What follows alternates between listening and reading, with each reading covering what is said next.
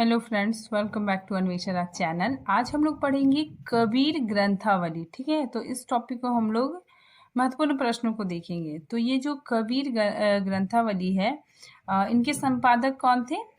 श्याम सुंदर दास। ठीक है, तो इस ये टॉपिक हम लोग के सिलेबस में है, कबीर ग्रंथावली, और इसके संपादक श्याम सुंदर दास। प्रारंभिक 100 पद कृतियां। ठीक है, तो इस टॉपिक का हम लोग महत्वपूर्ण प्रश्नों को देखेंगे। ठीक है, चलिए पढ़ना स्टार्ट करते हैं। सबसे पहले देखिए, कबीर का जन्म कब हुआ?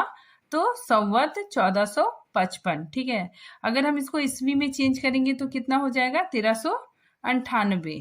ठीक है, नेक्स्ट देखिए, कबीर किसके शिष्य थे? ठीक है, तो कबीर किसके शिष्य थे? तो रामानंद कबीरदास के गुरु का नाम है। ठीक है, नेक्स्ट प्रश्न देखिए, कबीर ग्रंथावली का संपादन किसने किया? तो श्याम सुंदर दास ने। ठीक है, नेक्स्ट प्रश्न देखिए, श्याम सुंदर दास ने कबीर ग्रंथावली का प्रकाशन वर्ष है। ठीक है, तो कबीर ग्रंथावली का प्रकाशन वर्ष कब है?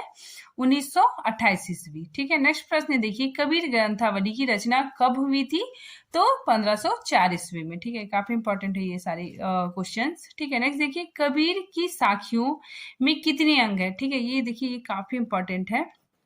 ठीक है, तो कबीर की साखी में कितने अंक है? तो 59। नेक्स्ट प्रश्न देखिए, कबीर की साखी में कुल साखियां दोहों की संख्या कितनी है? तो 809। ठीक है, देखिए, गुरुदेव को अंग। ठीक है, ये काफी इंपॉर्टेंट है। गुरुदेव को अंग किस क्रम की साखी है? तो प्रथम अंक। ठीक है, ये तो प्रथम में गुरुदेव को अंग है। ठीक है, और ये जो गुरुदेव के अंग है, इसमें मतलब गुरुदेव की महिमा के बारे में कबीरदास ने कहा है। ठीक है, मतलब गुरुदेव के महिमा का बखान है। ठीक है, तो इसका जो पहला पद है, वो पहला अंक है, वो गुरुदेव को अंग है, और जो अंतिम अंक है वो अविहड़ को अंग है। ठीक है, तो इसमें अविहड़ को अंग में परम तत्व के स्वरूप का वर्णन किया गया है। ठीक है, नेक्स्ट देखिए, सुमिरन को अंग किस कर्म की शाखा है? तो दूसरी। ठीक है, तो ये दूसरा अंग है। ठीक है, नेक्स्ट देखिए, सुमिरन को अंग में कितनी शाखियां हैं? तो 32। ठीक है, नेक्स्ट प्रश्न देखिए, कबीर की वाणी का संग्रह बीजक। ठीक है, बीजक कहलाता है, और इनके 3 भाग है। ठीक है, तो इसका 3 भाग कौन कौन है? साखी, सबद और रमेनी। ठीक है, नेक्स्ट प्रश्न देखिए, नागरी प्रचारणी सभा द्वारा प्रकाशित के संपादक हैं। ठीक है, तो नागरी प्रचारणी सभा द्वारा प्रकाशित के संपादक कौन है? श्याम सुंदर दास। ठीक है, नेक्स्ट प्रश्न देखिए, साखी शब्द का तात्पर्य है साक्षी। ठीक है, तो साखी शब्द का तात्पर्य क्या हो गया? गवाही। ठीक है, इसको साक्षी भी कहते हैं। ठीक है, नेक्स्ट देखिए, कबीर को गुरु महिमा भाव किस परंपरा से प्राप्त हुआ है? तो सिद्धों से। ठीक है, तो ये काफी इंपॉर्टेंट है। देखिए आप लोग कि कबीर को गुरु महिमा भाव, ठीक है, किस परंपरा से प्राप्त हुआ? तो सिद्धों से। ठीक है, नेक्स्ट देखिए, दुल्हिन गाहू मंगलाचार्य नामक पद किस संगीत राग में निबद्ध है? तो गौड़ी। ठीक है, तो ये याद रखिएगा आप लोग कि जो दुल्हनी गाहू मंगलाचार्य है, ये गौड़ी राग में लिखा गया है। नेक्स्ट देखिए, दुल्हिन गाहू मंगलाचार्य में रेखांकित पद किसका प्रतीक है? तो आत्मा का। ठीक है, नेक्स्ट प्रश्न है, कबीर ने दुल्हन, इसमें बताया जा रहा है कि कबीर ने दुल्हन किसको कहा? आत्मा को। ठीक है, और परमात्मा को भरतार कहा है। ठीक है, भरतार मतलब पति।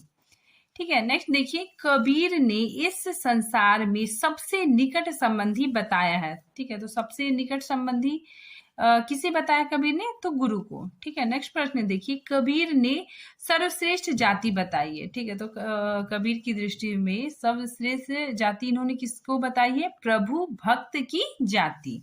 ठीक है, नेक्स्ट प्रश्न देखिए, गूंगा हुआ बावला, बहरा हुआ कान, पाँव थे पंगुल भया, सतगुरु मारवान। ठीक है, तो इस साखी में शिष्य के गूंगा, पागल और बहरा होने से कबीर का क्या तात्पर्य है? देखिए, शिष्य का परम शांति की अवस्था में पहुंच जाना।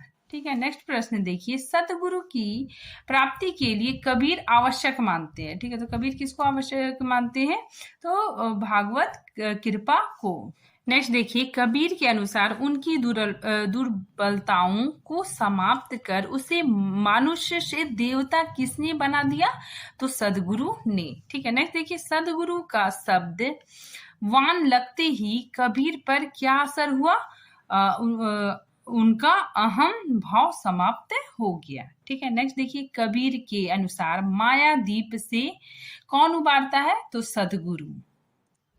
नेक्स्ट प्रश्न देखिए, कबीर के अनुसार ब्रह्म की प्राप्ति हो सकती है, तो ब्रह्म की प्राप्ति कैसे हो सकती है?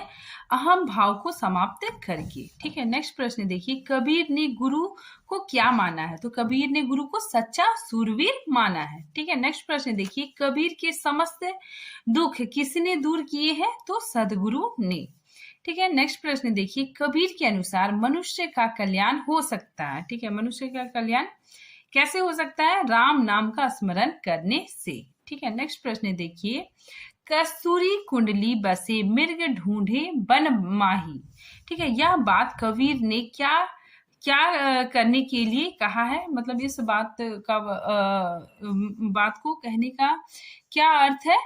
तो देखिए, लोग अपने अंदर परमात्मा को ना खोजकर उसे बाहर खोजते हैं। ठीक है, तो इसमें यही बताया जा रहा है, जो कस्तूरी हिरण होता है, ठीक है, तो वो उसके अंदर से ही सुगंध निकलता है। ठीक है, लेकिन वो वन वन दौड़ता फिरता है। ठीक है, तो इसी चीज का एग्जाम्पल देखिए, कबीरदास ने कहा है कि लोग अपने अंदर परमात्मा को ना खोजकर उसे बाहर ढूंढते रहते हैं। ठीक है, नेक्स्ट प्रश्न देखिए, वेदांतियों से कबीर ने क्या प्राप्त किया है? तो रहस्यवाद। ठीक है, नेक्स्ट प्रश्न देखिए, 1455 साल गए चंदवार एक ठाठ ठहे जेठ सुधी बरसायत को पूर्णमासी तिथि प्रकट भय। ठीक है, तो यह पंक्ति किसके जन्म के विषय में प्रसिद्ध है? तो कबीरदास के जन्म के विषय में ये पंक्तियां प्रसिद्ध हैं। नेक्स्ट प्रश्न देखिए, मुसलमान अनुयायी कबीरदास को किसका शिष्य मानते थे? तो शेख तकी। ठीक है, नेक्स्ट देखिए, इसमें देखिए थोड़ा सा कि जो कबीरदास के गुरु कौन थे? रामानंद। ठीक है, लेकिन मुसलमान,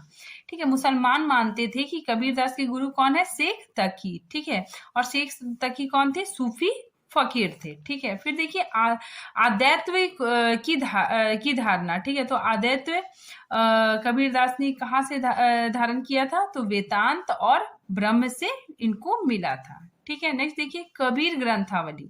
जो कबीर ग्रंथावली है वो राग गौड़ी में लिखा गया है। ठीक है, देखिए यहाँ पे कबीर ग्रंथावली में कौन से राग निर्धारित की गई है? तो राग गौड़ी। ठीक है, 10 पद राग गौड़ी में लिखे गए हैं। कबीर दास जी अपने रहस्यवादी और दार्शनिक विचारों की व्याख्या की है, तो किसमें की है? रामायणी में। ठीक है, नेक्स्ट प्रश्न देखिए, कबीर के परलोकवास। ठीक है, मतलब कबीर की मृत्यु होने के बाद उनकी गद्दी किसे मिली? तो धर्मदास को। ठीक है, नेक्स्ट प्रश्न देखिए, संत काव्य में शब्द से अभिप्राय। शब्द से क्या अभिप्राय है? गए पदों वाली रचना, मतलब ये शब्द है, इसको मतलब गाया जा सकता है। ठीक है, तो गए पदों वाली रचना है। ठीक है, नेक्स्ट प्रश्न देखिए, कबीरदास की वाणी का संग्रह किसने किया? तो कबीरदास पढ़े लिखे नहीं थे, तो उनकी वाणी का संग्रह किसने किया? धर्मदास ने। ठीक है, नेक्स्ट प्रश्न देखिए, कबीरदास का हठ योग किस साहित्य से प्रभावित है? तो सिद्ध एवं नाथ साहित्य से। ठीक है, नेक्स्ट प्रश्न देखिए, कबीरदास के काव्य में विद्यमान भावनात्मक रहस्यवाद की झलक का कारण है, तो क्या कारण है? सूफी सत्संग का प्रभाव। नेक्स्ट प्रश्न देखिए, सिकंदर लोदी के समकालीन थे, तो कौन थे? कबीरदास जी। ठीक है, फिर देखिए, कबीरदास की मृत्यु कहाँ हुई थी? तो मगहर में। ठीक है, नेक्स्ट प्रश्न देखिए, कबीर ग्रंथावली पदावली के अंतर्गत कितने पद है? तो 403। ठीक है, तो ये क्वेश्चन देखिए काफी इंपॉर्टेंट है आप लोग के लिए। देखिए, श्याम सुंदर दास द्वारा संपादित कबीर ग्रंथावली कितने भागों में विभक्त है? तो 3। ठीक है, साखी में कितने हैं? 809 पद है। ठीक है, फिर पदावली में कितने पद है? 403। ठीक है, तथा रामेणी में कितना है? तो 14 पद हैं। ठीक है, तो ये आप लोग याद रख लीजिएगा। ठीक है, नेक्स्ट प्रश्न देखिए, कबीर की रचनाएं संकलित है। ठीक है, कबीर की रचनाएं किसमें संकलित है? गुरु ग्रंथ साहिब में। ठीक है, नेक्स्ट देखिए, डॉक्टर श्याम सुंदर दास ने कबीर की भाषा को क्या कहा है? तो पंचमेल खिचड़ी। ठीक है, तो ये काफी इंपॉर्टेंट क्वेश्चन है कि पंचमेल खिचड़ी किसने कहा है, तो डॉक्टर श्याम सुंदर दास ने। ठीक है, फिर वाणी का डिक्टेटर किसने कहा है, हजारी प्रसाद द्विवेदी ने कहा। प्रश्न देखिए बीजक, कबीर की वाणी संग्रह। ठीक है, देखिए साखी, साखी में दोहों का संकलन है और ये मुक्तक शैली में लिखी गई है। ठीक है, फिर देखिए शबद, शबद में संग्रहित पद है। ठीक है, और ये गीत शैली में लिखी गई है। ठीक है, नेक्स्ट है रामायणी, रामायणी चौपाई इसमें संग्रहित है। ठीक है, और ये मुक्तक शैली में लिखी गई है। ठीक है, फिर नेक्स्ट प्रश्न देखिए, कबीर की रचनाएं किस प्रकार का काव्य है, तो कबीर की रचनाएं मुक्तक है। नेक्स्ट प्रश्न देखिए, कबीर ने किस राम का गुणगान अपने काव्य में किया है, तो निर्गुण राम का। ठीक है, तो ये याद रखिएगा आप लोग कि जो कबीर के राम है वो दशरथ पुत्र श्री राम नहीं है। ठीक है, कबीर के राम निर्गुण राम है जो घट घट में बसे हुए हैं। ठीक है, फिर नेक्स्ट देखिए, कबीर गुरु की महिमा का सुमिरन क्यों करते हैं, तो देखिए गुरु अनंत का दर्शन करवाने वाले हैं। ठीक है, गुरु हरिजन के हितैषी होते हैं। फिर सदगुरु मनुष्य को देवता बना देते हैं। ठीक है, तो इसका आंसर उपरोक्त सभी होगा। ठीक है, नेक्स्ट प्रश्न देखिए, बारी फेरी बली गई जित देखू तित तू, कबीर के अनुसार परमात्मा का दर्शन कब होता है, जब अहम का नाश हो जाता है। ठीक है, जब अहंकार का नाश हो जाता है। ठीक है, नेक्स्ट प्रश्न देखिए, कबीर ने विरह की स्थिति को किस प्रकार स्वीकार किया है, तो रहस्यवाद के रूप में। ठीक है, नेक्स्ट प्रश्न देखिए, राम को छोड़कर ठीक है अन्य देवताओं का स्मरण करने वाले व्यक्ति को कबीर क्या कहते हैं, वैश्य पुत्र के समान। ठीक है, जिसके पिता का कोई पता ना हो। ठीक है, तो ये इंपॉर्टेंट है, आप लोग देख लीजिएगा इसको कि राम को छोड़कर अन्य देवताओं का स्मरण करने वाले व्यक्ति को कबीर ने क्या कहा है, वैश्य पुत्र के समान। ठीक है, नेक्स्ट देखिए, कंसो दे कंचन किया ताई लिया तत्सार, पंक्ति में कंसो दे कंचन किया, ये इसका क्या तात्पर्य है, तो इसका तात्पर्य विषय विकार मुक्त कर दिया। ठीक है, नेक्स्ट प्रश्न देखिए, कबीर के अनुसार संसार रूपी सागर पार किया जा सकता है, तो संसार रूपी सागर कैसे पार किया जा सकता है, सतगुरु की कृपा से। नेक्स्ट प्रश्न देखिए, जब मैं था तब हरि नहीं। ठीक है, पंक्ति में मैं का क्या अर्थ है, ठीक है, तो ये मैं का क्या अर्थ है, अहंकार। ठीक है, नेक्स्ट प्रश्न देखिए, कबीर सीप समंदर की रहे प्यास प्यास, यहाँ सीप का क्या आशय है, तो आत्मा के लिए इसका प्रयोग हुआ है। ठीक है, नेक्स्ट प्रश्न, पड़िया कलेजे छेक का भाव है, क्या भाव है, विषय वासना से हृदय को अलग करना। हंसे ना बोले उन्मनी का प्रयोग हुआ है, तो उन्मनी का प्रयोग क्यों हुआ है, देखिए योगी की मैं शारीरिक मानसिक एकात्मकता, ठीक है, सांसारिक से विलग, माया मोह का रक्षण। ठीक है, उपरोक्त सही, तो इसका आंसर उपरोक्त सभी होगा। ठीक है, नेक्स्ट प्रश्न देखिए, दीपक और तेल के प्रतीक रूप प्रयुक्त युग्म है। ठीक है, मतलब दीपक और तेल का क्या आशय है, तो दीपक का आशय ज्ञान से है और तेल का आशय प्रेम से है। ठीक है, नेक्स्ट प्रश्न देखिए, गुरुदेव ने जो तीर चलाया वह क्या था, प्रेम का। ठीक है, नेक्स्ट देखिए, बाहन लगे तीर में तीर। ठीक है, तो इसका आंसर क्या हो जाएगा, शिक्षा।